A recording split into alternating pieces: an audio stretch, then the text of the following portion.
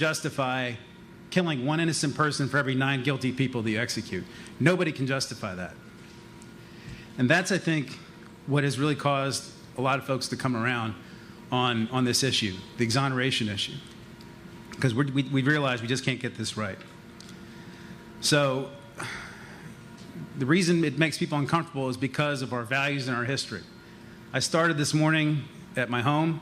On my way here, I stopped at Gunston Hall, which is the home of George Mason. George Mason he attended the Constitutional Convention, but he refused to sign the U.S. Constitution because it didn't contain a Bill of Rights.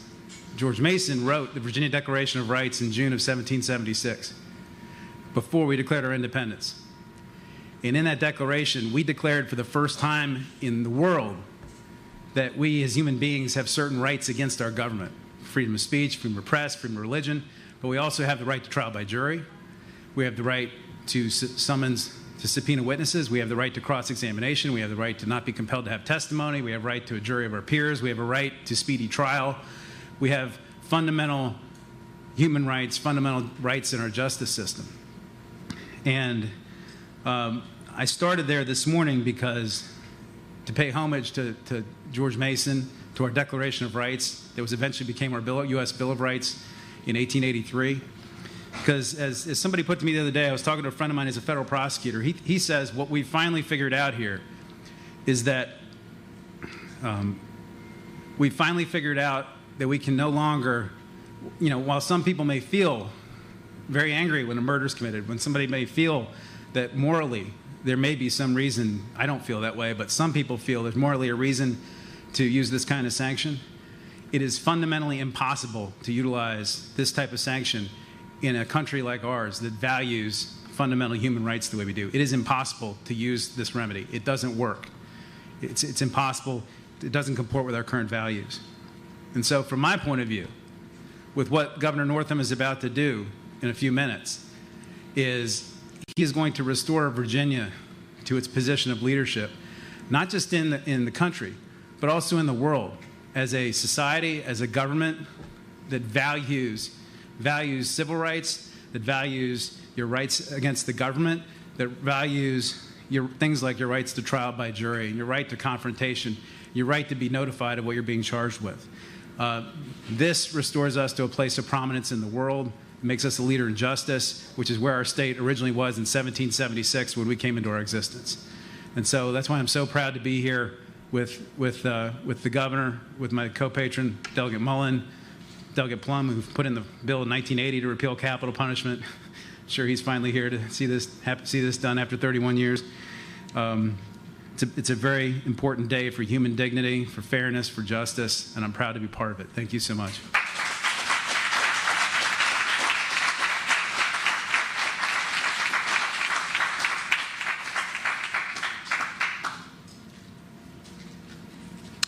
Well, thank you, Senator Serval, for those wonderful words.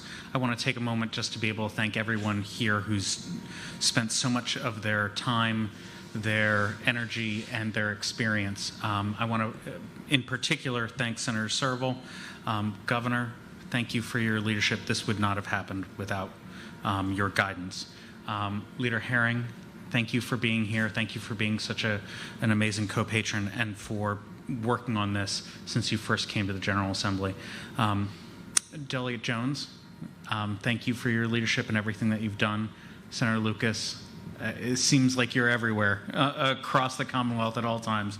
God bless you. Thank you for everything that you do to be able to make our Commonwealth a better place. And then finally, number one, Delegate Plum, someone who put in this bill before I was born, and who's been fighting on this issue as a moral one for decades. So I guess I don't want to take too much time, but I do want to talk for a moment about the history of this moment. I am honored every day to represent Jamestown Island. And in 1608, Captain George Kendall was the first person executed in the English-speaking New World. And since then, Virginia executed almost 1,400 people. That is more than any other state in the Union. Goodness gracious, that's an ignoble list to be at the top of. And I say that because we've carried out the death penalty in an extraordinarily unfair fashion. We've executed almost 1,400 people, and yet the first time that an African American was the victim and the defendant was white was 1997. 1997. And only 4 times out of almost 1,400 was the defendant white and the victim black. And I say this on my way here today from Williamsburg. I stopped at Old Point Comfort, which many of you are familiar with. It's the space in Hampton where we had the entry of the first enslaved Africans here in the New World come to Virginia. And I was struck by something that Senator Lucas actually spoke about on the floor, about how the death penalty was intrinsically linked to the decline in lynching, and how that this is something that became an institutional action to be able to keep down communities of color. And I think that it's important to recognize that. And finally, I work as a criminal prosecutor. It's been my job the majority of my adult life. I've held hands with victims of murders. I did it this week. I did it last week. And I'll probably do it again next. And I can tell you this, it doesn't bring anybody back. It doesn't bring justice. And all the cries of vengeance that you hear are valid and emotional and painful, but they don't bring people back. That's not justice. And I will say this before I close. I've probably prosecuted, I don't know, 10,000 cases at this point. And every statistic that we've seen is that between 2 and 10% of all verdicts in the country are incorrect. And I've worked my rear end off the entirety of my adult career to make sure that that doesn't happen. But statistically, we have to acknowledge that. And as Senator Serval said, that one question of what you do with the innocent person executed. I don't know what to say to the last person's family who was executed because we wanted vengeance in another case. I don't know how to speak to that. I genuinely think that we have the best criminal justice system in the country. And by that, I mean the best in the world. But it's still made up of people, human beings who sometimes make mistakes. And the death penalty forgoes our ability to change that. And so I am greatly honored to be with you all here today. Thank you all for your leadership. And in about an hour, the Commonwealth will be a better place. Thank you all.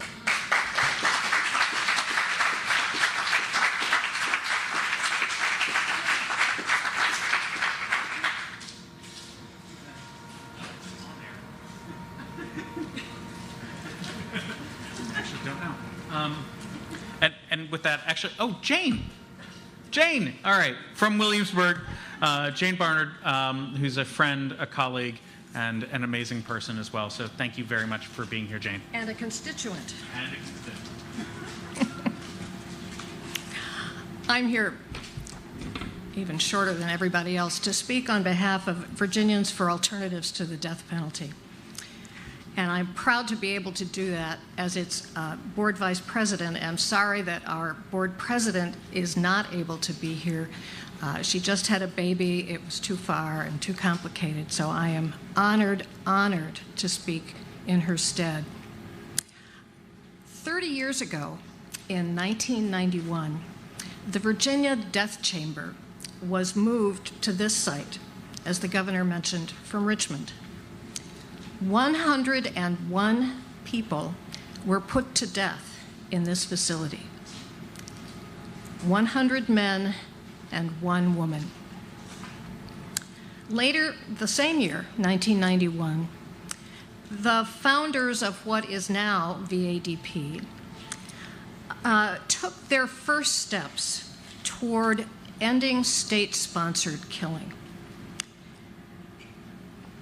The steps were slow, the steps were arduous, but our journey at VADP is now over, thanks to many, many people who have supported us in many, many ways over these 30 years. I want to begin by acknowledging the essential role of Marie Deans in founding Virginia's death penalty abolition movement. Her work as a volunteer on death row in the bad old days resulted in the exoneration of Earl Washington. Her work to get attorneys to represent the men on death row saved lives and helped to humanize a brutal, awful environment. She was also a key figure in the creation of this organization. Virginia's faith community was the backbone of the early abolition movement. Religious leaders like Bishop Walter F. Sullivan, Reverend Fletcher Lowe, and many others spoke out publicly in opposition to the death penalty and provided spiritual comfort to those on death row and their family members. Local religious leaders all over the Commonwealth led execution vigils in their communities, and their communities provided crucial funding in the early years of VADP. We had other and have other allies, and I'm glad to see that several of our strongest allies are here, and I want to highlight their presence again. The Virginia Interfaith Center for Public Policy. There you go. The Virginia Catholic Conference. And the Virginia ACLU. Together, we were able to accomplish what none of us could have done alone. Now, it would be impossible to discuss even the possibility of death penalty abolition if it were not for the extraordinary work of the capital defense attorneys. Before and after 2002, we know the General Assembly created the Capital Representational Centers in 2002, and since then, the work and the successes of the attorneys have been remarkable. Attorneys, mitigation specialists, investigators, all have worked together. People like David Bruck, Jerry Zirkin, Rob Lee, and many, many others have represented indigent defendants accused of capital crimes for almost 20 years, and that work has come or will come to an end. But before we leave those professionals, we should note that they were responsible for a 90% decrease in death sentences during the 20 years they did their work.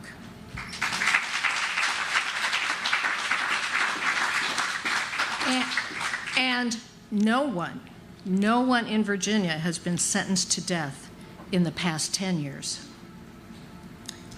Another key group of advocates for death penalty abolition has been murder victim family members. People like Rachel Sutphin and Linnell Patterson and others. These courageous women and men have shared their intensely personal stories of loved ones lost and gone in order to educate the public, in order to educate members of the General Assembly, in order to let people know that the death penalty often fails victims and their families. Many of these victim advocates became opponents of the death penalty because of their own negative and sometimes traumatic experiences with the criminal justice system that they felt was more interested in retribution than in meeting their personal needs.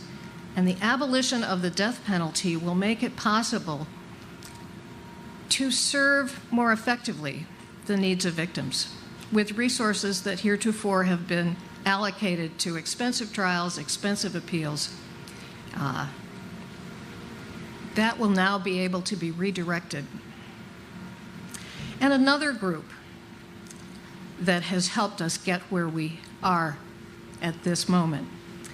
Powerful floor testimony by legislators themselves who had lost loved ones to homicide helped secure the final votes.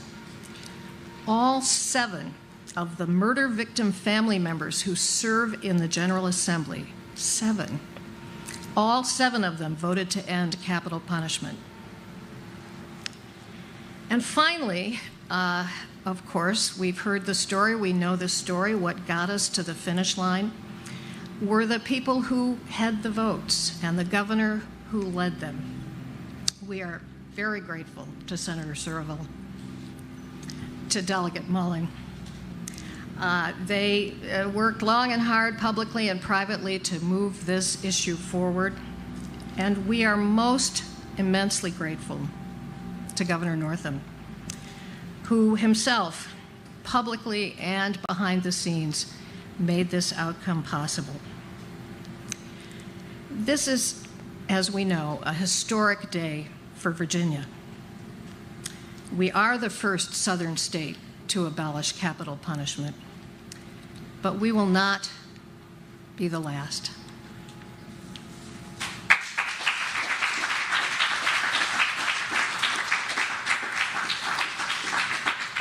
And I am now very happy to introduce one of our strongest allies in the past year, Reverend Lakeisha Cook.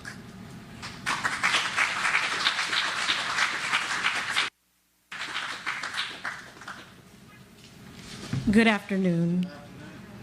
To Governor Northam, thank you so much for this opportunity to share on this historic afternoon.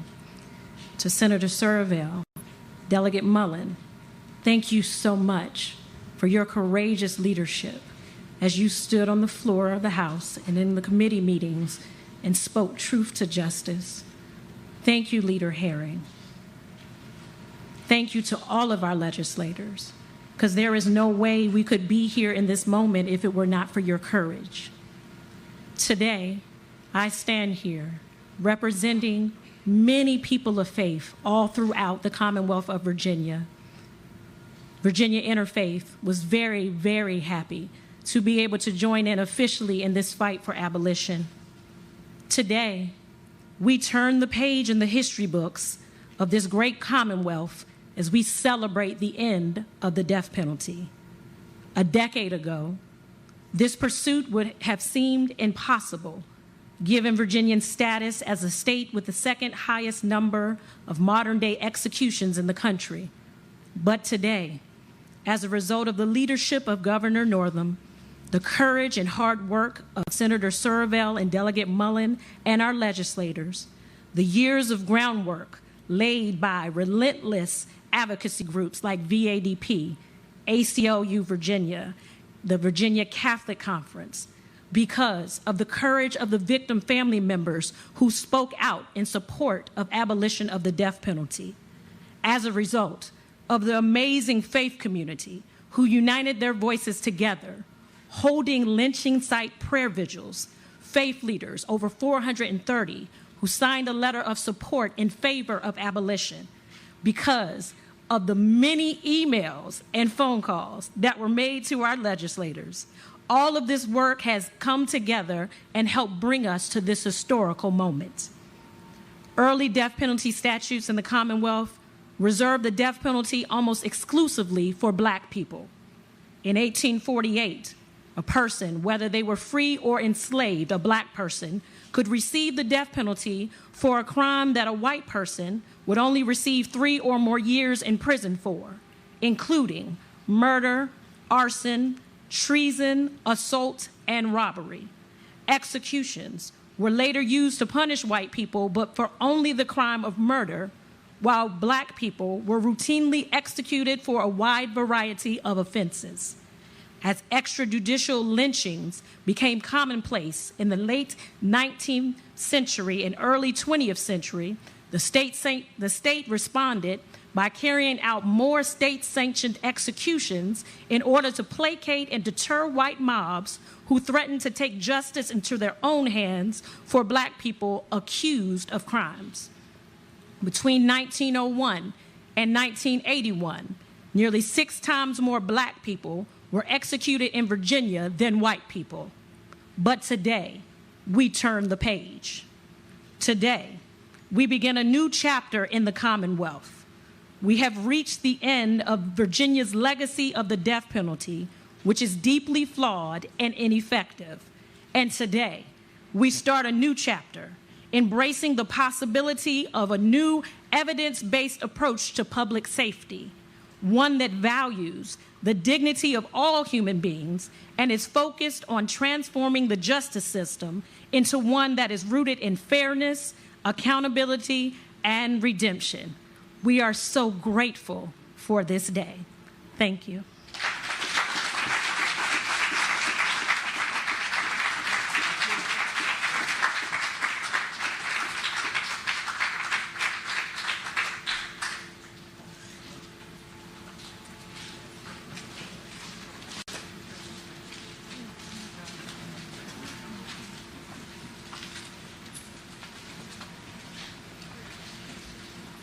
Thank you so much. Appreciate you. You did this for years. You guys got to get in the front. Okay, I'll stand right here with her.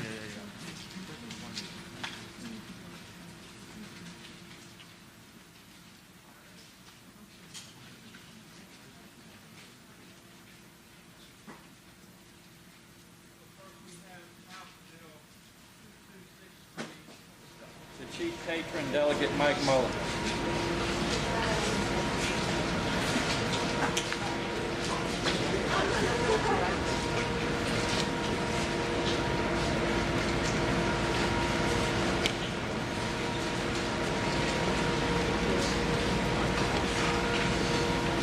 Thank you all so much.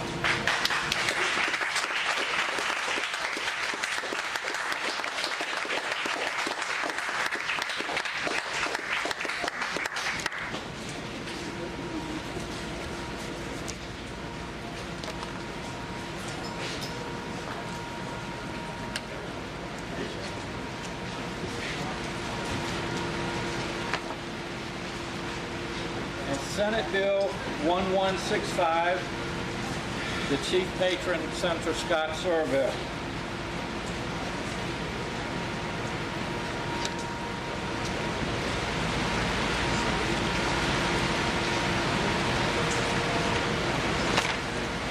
Thank you, Scott.